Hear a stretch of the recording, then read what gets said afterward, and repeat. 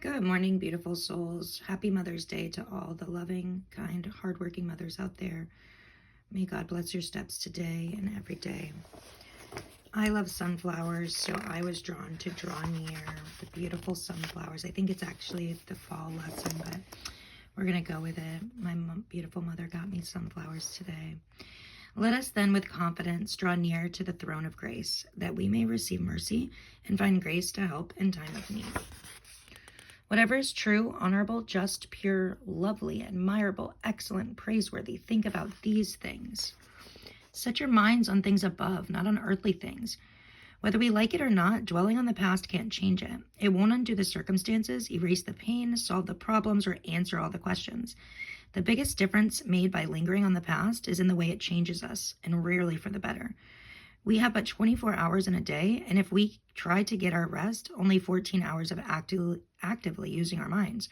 How often I squander those precious hours worrying about the future or analyzing the past.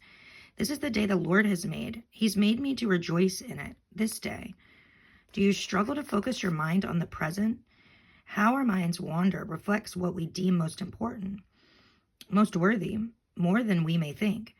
Even in something essential as worship, we can sometimes forget that praising God is a battle for our minds before it is an act of our hearts. Lifting up our hands and kneeling are responses to what we believe is most worthy, and worthiness finds definition in our thoughts. We will worship what we set our minds on. Ain't that the truth? What we behold. So it makes sense for the Apostle Paul to remind us in various ways through his letters to the churches, set your minds on things above. Praising God is a battle for our minds before it is an act of our hearts. What does he have to remind us to do? Why does he have to remind us to do so? Because we naturally set our minds on things of the earth, our reputation, our failures, our possessions, our dreams, our goals, our past, futures, bodies, aligned with eternity. All of those are worthwhile things to consider if they don't become what we are set on or anchored to. Firmly planted, fully committed, deeply rooted, confidently grounded. All these describe what it means to set our minds on something. If that something is of this world, even if it is myself, it will be shaken and cannot last forever. But if that something is of him, of the kingdom, our minds and hearts will be aligned with what is eternal. And so we take Paul's encouragement to heart. Finally, brothers, whatever is true, whatever is honorable, whatever is just, whatever is pure, whatever is lovely, whatever is commendable, if there is any excellence, if there is anything worthy of praise, think about these things. Lord, enable us to take every thought captive, so that obedience, worship, and praise might overflow from eyes, minds, and hearts set on you. Sorry, I got distracted because I was going over the 3 minutes short, but I think I'm just going to go with it. What is praiseworthy? Set your minds on things above, not on earthly things. Cast your anxiety on him because he cares for you. Humble yourselves, therefore, under the mighty hand of God, so that at the proper time he may exalt you, casting all your anxieties on him because he cares for you. Cast your anxieties on Christ. I see you picking up that gold-foiled plaque at the home decor superstore. Its empathetic declaration, "You're amazing," soothes for the moment. You pick up another because apparently you have options. You can do whatever you set your mind to. You're enough. Trust yourself. But no amount of gold foiling replaces those gnawing, anxious thoughts that you just can't keep up or aren't quite good enough. When I trace every anxious thought back to its origin, I inevitably find my fear of failure and need for approval waiting for me. I want to be the prettiest, smartest, strongest, or best because I think securing these will give me the confidence and assurance I crave. But they don't. I become anxious when I treasure another's approval more than God's approval for me.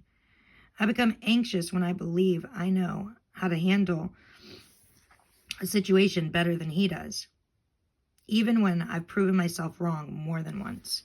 This is pride. It might be why Peter tells us to cast our anxieties on our Savior in the same breath as he instructs us to humble ourselves before him, to lay down our big view of self with our ability to control our own lives, is to throw ourselves on the mercy of an infinitely bigger God. We can't find him faithful.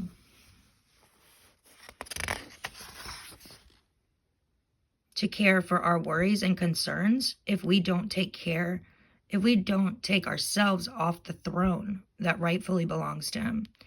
Instead of believe in yourself, Peter says, humble yourself. Instead of orchestrate the perfect timing, Peter tells us that God knows the proper time.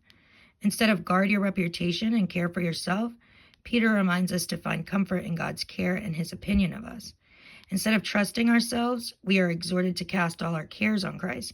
Why? Because Jesus proved his care and love for us when he died for us while we were still sinners. No, don't skip over the familiar verse. Here it is again. He rescued you when you didn't get it right.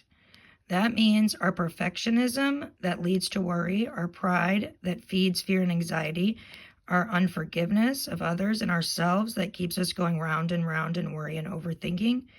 All of it is known by our God, our loving God, who says, come and cast it on me.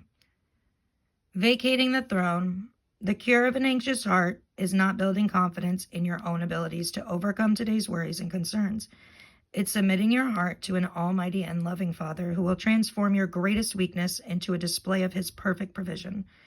When our Father replaces fear and strength and humility with honor, it begins with replacing our temporary, earthbound perspective with his eternal one. It's an eternal perspective that promises true relief from our fears and anxieties, even if we don't experience it fully now on earth. So vacate the throne and set aside the temporary fixes of self-assurance and authority. Our mighty God invites you to cast all your anxieties on him. We lose nothing but our pride and control and gain everything, his care and provision, when we humble ourselves and esteem him ruler of all. God bless you.